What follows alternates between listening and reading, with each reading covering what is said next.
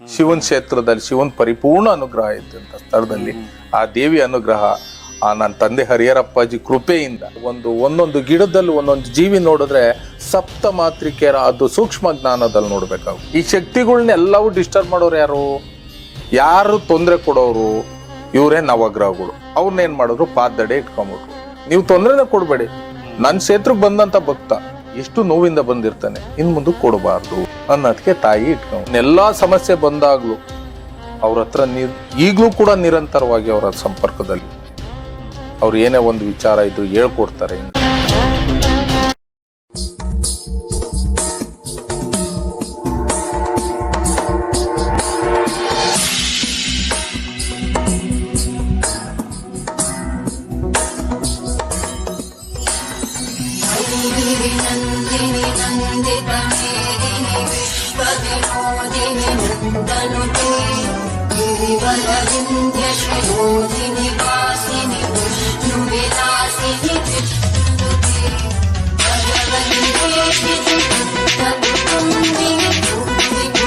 ಗುರುಗಳೇ, ಮತ್ತೆ ಹಿಂದೆ ಏನ್ ಬಿಲ್ವ ಇದೆ, ಇಲ್ಲಿವರೆಗೂ ಬಿಲ್ಪತ್ರೆ ನೋಡಿದೀವಿ 3, ಆದ್ರೆ ಮಹಾಬಿಲ್ವ ಅದು ಅದ್ರದೇ ಆದಂತ ದಿನದಲ್ಲಿ ಹಾಕಿಸ್ತಾ ಇದ್ರು. ಚಿತ್ತ ಪೌರ್ಣಮಿಲಿ ದೇವತೆಗಳೆಲ್ಲ ಅನುಗ್ರಹಿಸುವಂತ ಕಾಲ. ಅರುಣಾಚಲದಿಂದ ಯಾರೋ ಒಬ್ರಿಗೆ ಭಕ್ತರಿಗೆ ಅವ್ರಿಗೆ ಜ್ಞಾನೋದಯ ಆಗುತ್ತೆ, ಅವರೇ ಸ್ವತಃ ತಂದು ಕೊಟ್ಟಂತದ್ದು. ಭಕ್ತಾದಿಗಳು ತಂದು ಕೊಟ್ಟಿರೋದು, ನಾವು ಹೋಗಿದ್ದಲ್ಲ, ಅವರೇ ಅವ್ರು ಸ್ವತಃ ತಂದು ಕೊಡೋದು. ಪುಣ್ಯಾತ್ಮರು ತಂದು ಕೊಟ್ರು. ಆ ಸಮಯದಲ್ಲಿ ಆಗ್ತಂತ ಅದು ಮಹಾಬಿಲ್ವ ಸಾಮಾನ್ಯವಾಗಿ ಎಲ್ಲೂ ಬರಲ್ಲ.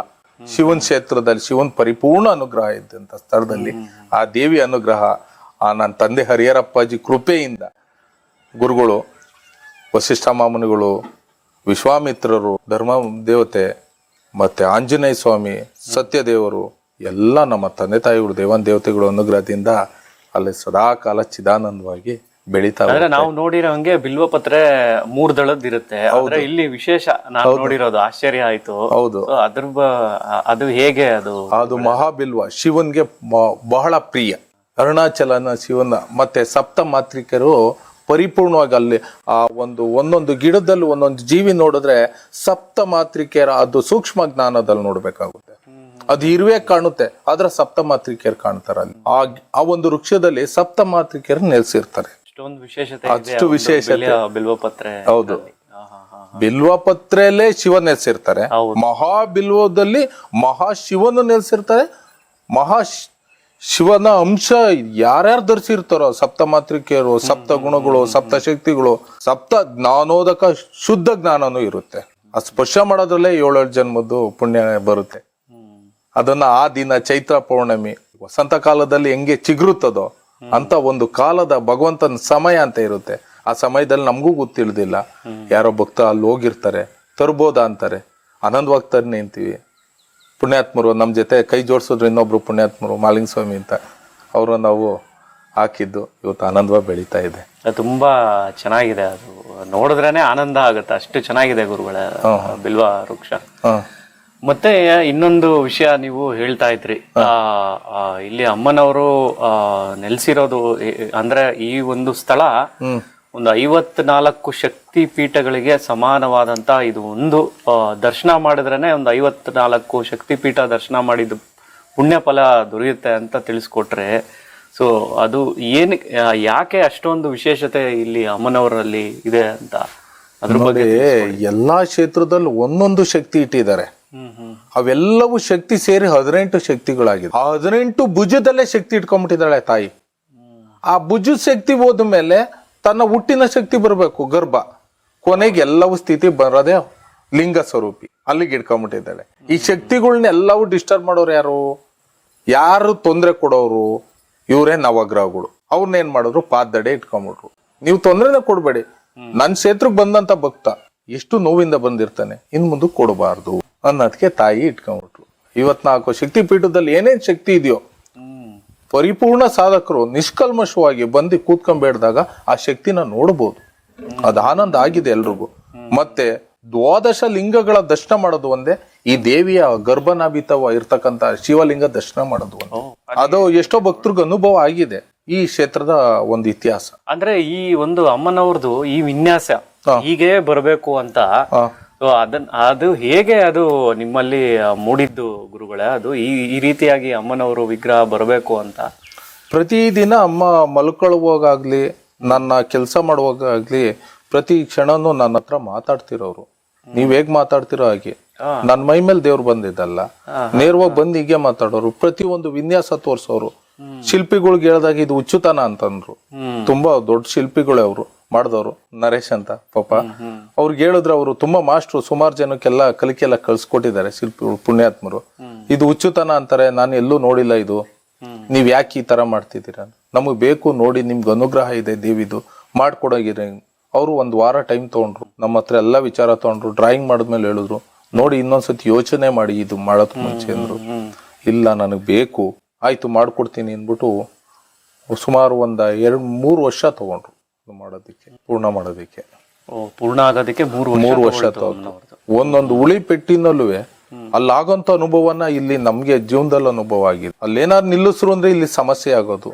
ಪ್ರತಿಯೊಂದು ಸಮಯನು ಹೇಳ್ಕೊಡೋರು. ಇಲ್ಲಿ ಏನಾಗ್ತಿತ್ತು, ಇಲ್ಲಿ ಭಕ್ತರು ಕೊಟ್ಟ 10, 5 ರೂಪಾಯಿ, 1 ರೂಪಾಯಿ ದುಡ್ಡಿಂದನು ಎಲ್ಲವೂ ಸೇರಿದೆ ಆ ದೇವಿಗೆ. ಇಲ್ಲಿ ಶ್ರಮ ಬಿದ್ದ ಭಕ್ತರ ಫಲ ಹೊರತು ಇಲ್ಲಿ ಯಾವ್ದು ಬೇರೆ ಯಾವ್ದು ಇಲ್ಲ. ಪ್ರತಿಯೊಬ್ಬ ಭಕ್ತನ ಒಂದು ರೂಪಾಯಿಯೂ ಈ ಕ್ಷೇತ್ರಕ್ಕೆ ಸೇರಿದೆ. ಪ್ರತಿದಿನ ಆ ಭಕ್ತನ ಶ್ರಮದ ಫಲದಿಂದ, ದೈವದ ಫಲದಿಂದ ಜ್ಯೋತಿ ಉರಿಯುತ್ತಾ ಇದೆ, ಇಲ್ಲಿ ಸೇವೆ ನಡೀತಾ ಇದೆ. ಬಹಳ ಒಂದು ಅಮ್ಮನವರು ನೋಡ್ತಾ ಇದ್ರೆ ನೋಡ್ತಾನೆ ಇರ್ಬೇಕು ಅನ್ಸುತ್ತೆ, ಅಷ್ಟು ಚೆನ್ನಾಗಿ ಅವ್ರು ಕೂಡ ಕೆತ್ತಿದ್ದಾರೆ. ಹಾಗೆ ಅಮ್ಮನವರು ಕೂಡ ಎಷ್ಟೋ ಭಕ್ತಾದಿಗಳಿಗೆ ಒಂದು ದರ್ಶನ ಕೂಡ ಕೊಡ್ತಾ ಇದ್ದಾರೆ. ಹೌದು, ಅವರು ಒಂದು ಈ ಸ್ವರೂಪನ ಬಹಳ ಚೆನ್ನಾಗಿದೆ ವಿಗ್ರಹ ಅಂತ. ಇಲ್ಲಿ ಬರುವಂತ ಭಕ್ತಾದಿಗಳು ಅಂದ್ರೆ ನೀವು ಹೇಳಿದ್ರಿ ಭಕ್ತ ಮತ್ತು ಭಗವಂತನ ಒಂದು ನೇರ ಸಂಬಂಧ ಇರುತ್ತೆ ಅಂತ. ಹಾಗಾಗಿ ಇಲ್ಲಿ ಏನು ಪರಿಹಾರ ಅಂತ ಏನು ಇಲ್ಲಿ ಕೊಡಲ್ವಾ ಗುರುಗಳೇ? ಇಲ್ಲ, ಪರಿಹಾರ ಅಂದ್ರೆ ನೋಡಿ, ಸಾಕ್ಷಾತ್ಕಾರವಾಗಿ ಹರಿಹರಪ್ಪಾಜಿ ಅಂತ ನಾವ್ ಏನ್ ಹೇಳ್ತೀವೋ, ಮೂಲ ದೇವಿ ಸಿರೋತ್ ಮುಂಚೆ ನಂಗೆ ಪರಮಾತ್ಮರ ಅನುಗ್ರಹ ಆಗಿತ್ತು. ಹಿಂದೆ ದ್ವಾಪರ ಯುಗದಲ್ಲಿ ಶ್ರೀಕೃಷ್ಣ ಪರಮಾತ್ಮ ತನ್ನ ತಾಯಿ ಯಶೋಧ ಮಾತೆಗೆ ಬಾಯಲ್ಲಿ ಬ್ರಹ್ಮಾಂಡ ಹೆಂಗ್ ತೋರ್ಸಿದ್ರು, ತನ್ನ ವಿಶ್ವರೂಪನ ಅರ್ಜುನಂಗೆ ಹೆಂಗ್ ತೋರ್ಸಿದ್ರು, ಅದೇ ರೀತಿ ಪ್ರತಿ ಕ್ಷಣನೂ ನೋಡುವಂತ ಒಂದು ಅನುಗ್ರಹ ಮಾಡಿದ್ದಾರೆ ನಮ್ಗೆ. ಇಂಥ ಸ್ಥಳಕ್ಕೆ ಹೋಗಪ್ಪ, ಈ ರೀತಿ ಕಾರ್ಯ ಅಂದ್ರೆ ಎಷ್ಟೋ ಕಾರ್ಯದಲ್ಲಿ ಆ ಸ್ಥಳಕ್ಕೆ ಹೋದಾಗ ನಡ್ಸ್ಕೊಂಡಿದ್ದಾರೆ. ಅಯೋಧ್ಯೆ ಆಗ್ಬೋದು, ಕಾಶಿ ಆಗ್ಬೋದು, ಹರಿದ್ವಾರ ಆಗ್ಬೋದು. ನಮ್ಗೆ ಯಾರು ಸಂಬಂಧನೇ ಇಲ್ಲ. ಇಲ್ಲಿಂದ ಯಜ್ಞ ಯಗಾದಿಗಳ ಸಾಮಾನು ತಗೊಂಡೋದಾಗ ಅಲ್ಲೆಲ್ಲವೂ ವ್ಯವಸ್ಥೆ ಆಗಿ ಅಲ್ಲಿ ಪರಿಪೂರ್ಣವಾಗಿ ಸೇವೆ ನಡೀತದೆ, ದೈವ ಸೇವೆ. ನಾವ್ ಯಾರು ಅಂತ ಗೊತ್ತಿಲ್ಲ ಅಂದ್ರೆ ನೋಡಿದ ಕ್ಷಣನೇ ಅವರು ಒಪ್ಕೊಂಡು ನಮ್ಮೋರು ಇವರು ದೈವದ ಬಾಂಧವ್ಯರು ಅಂತ ಆ ರೀತಿಯೆಲ್ಲ ಅನುಭವ ಆಗಿದೆ. ಸ್ವತಃ ಅಮೃತ್ಸರಲ್ಲಿ ನಮ್ಗೆ ಸನ್ಮಾನ ಮಾಡಿದ್ದಾರೆ ಕರ್ಕೊಂಡೋಗಿ. ಹರಿಹರಪ್ಪಾಜಿಯಿಂದನೇ ಎಲ್ಲ ಕೃಪೆ ಸಿಗ್ತಾ ಇರೋದು. ಅಂದ್ರೆ ಅವರ ನಿಮ್ಮ ಜೊತೆ ಅಂದ್ರೆ ಒಡನಾಟ ಇತ್ತ ನೀವು ಜೊತೆ? ಇಲ್ಲ, ಅವ್ರು ಏಕಾಂತ ಆದ 2 ತಿಂಗಳಿಗೆ 2010 ಅಕ್ಟೋಬರ್ ಅಲ್ಲಿ ಹೋದವ್ರು ನಾವು. ಜೂನ್ ಅಲ್ಲಿ ಅವರು ಏಕಾಂತ ಆಗ್ತಾರೆ 13 ಅಕ್ಟೋಬರ್ ಅಲ್ಲಿ ನಾವು ಹೋಗ್ತೀವಿ. ಹೋದಾಗ ಹಿಂದೆ ಎಲ್ಲ ನಾವು ಚೈತನ್ಯವಾಗಿ ಕಾಣ್ತಿರ್ತದೆ. ನನ್ ಕಾಣೋದೆಲ್ಲ ಭ್ರಮೆ ಅಂತೀವಿ. ಶಿವ ಕಂಡ್ರು, ದೇವತೆ ಕಂಡ್ರು ನನ್ನ ಭ್ರಮೆ ಅಂತ ಅನ್ಕೋತೀವಿ. ಭ್ರಮೆನೆ, ಈಗ ಕಾಣ್ತಾ ಇದೆ ನನ್ ಭ್ರಮೆ, ಏನೋ ಕಾಣ್ತಾ ಇದೆ, ಇದೆಲ್ಲವೂ ಭ್ರಮೆ ಅಂತೀನಿ. ದೇವರೂರು ಅಂತ ಹೋದಾಗ ನನ್ಗೆ ಏನು ರೇವಣ್ಣವ್ರು ಅಂತಿರೋ ಅವರ ದೈವದ ನಾಮಾಂಕಿತವಾಗಿ ಅಶ್ವತ್ಥಾಮ ಅಂತ ನಾಮಾಂಕಿತ ಇದೆ. ಅವರ ಅನುಗ್ರಹ, ದೇವರು ಅವರ ಮೂಲಕ ನಮ್ಗೆ ಒಂದು ಅನುಗ್ರಹ ಮಾಡಿಸ್ತಾರೆ. ಅಲ್ಲಿಂದ ನಮ್ಗೆ ಕಾಣುವಂಥದ್ದು ಪರಿಪೂರ್ಣ ದೇವತೆ ಮಾತಾಡೋಂಥದ್ದು. ನನ್ನೆಲ್ಲಾ ಸಮಸ್ಯೆ ಬಂದಾಗ್ಲೂ ಅವ್ರ ಹತ್ರ ಈಗ್ಲೂ ಕೂಡ ನಿರಂತರವಾಗಿ ಅವರ ಸಂಪರ್ಕದಲ್ಲಿ ಇರ್ತೀವಿ. ಅವ್ರು ಏನೇ ಒಂದು ವಿಚಾರ ಇದ್ರು ಹೇಳ್ಕೊಡ್ತಾರೆ, ಹಿಂಗಲ್ಲ ಹೀಗೆ ಅಂತ. ಅವ್ರು ಹೇಳ್ತಾರೆ ಅಂತಲ್ಲ, ಅವ್ರಿಗೆ ದೈವ ಹೇಳುತ್ತೆ. ಸಾಕ್ಷಾತ್ ಹರಿಹರಪ್ಪಾಜಿನೇ ಹೇಳ್ತಾರೆ ಅವ್ರಿಗೆ. ಅವ್ರ ಮೂಲಕ ನಿಮ್ಗೆ ಎಲ್ಲ ಒಂದು ಇನ್ಸ್ಟ್ರಕ್ಷನ್ಸ್, ಮತ್ತೆ ಫಿಸಿಕಲಿ ಆಗಿ, ಮಾನವ ಸ್ವರೂಪವಾಗಿ ವಸಿಷ್ಠ ಮಾಮುನಿಗಳು ನಮ್ಗೆ ದಾರಿ ಎರೆದ್ರು, ಜೊತೆಲಿ ಇದ್ಕೊಂಡು ಕಾರ್ಯ ಎಲ್ಲ ಮಾಡಿದ್ರು, ಜೊತೆಲಿ ಎಲ್ಲೆಲ್ಲೋ ಕರ್ಕೊಂಡು ಹೋದ್ರು. ಅವರು ಮೊನ್ನೆ ಈಗ 1-5-6 ವರ್ಷದಲ್ಲಿ ಅವರು ಏಕಾಂತ ಹೋದ್ರು ವಸಿಷ್ಠರು. ಈಗ ವಿಶ್ವಾಮಿತ್ರರು ಇದ್ದಾರೆ, ಬ್ರಹ್ಮಜ್ಞಾನ 1,96,000 ಬ್ರಹ್ಮಜ್ಞಾನ ಬರ್ದಂತ ವಿಶ್ವಾಮಿತ್ರರು ಇದ್ದಾರೆ, ಆಂಜನೇಯ ಸ್ವಾಮಿ ಇದ್ದಾರೆ, ಧರ್ಮದೇವತೆ ಇದ್ದಾರೆ. ಎಲ್ರು ದೇವತೆಗಳೆಲ್ಲ ದೈವಲೋಕದಿಂದ ಭೂತಳಕ್ ಬಂದು ಮಾನವ ರೂಪಾಗಿ ಏನು ಗೊತ್ತಿಲ್ಲ ಆ ರೀತಿ ಇದ್ದಾರೆ.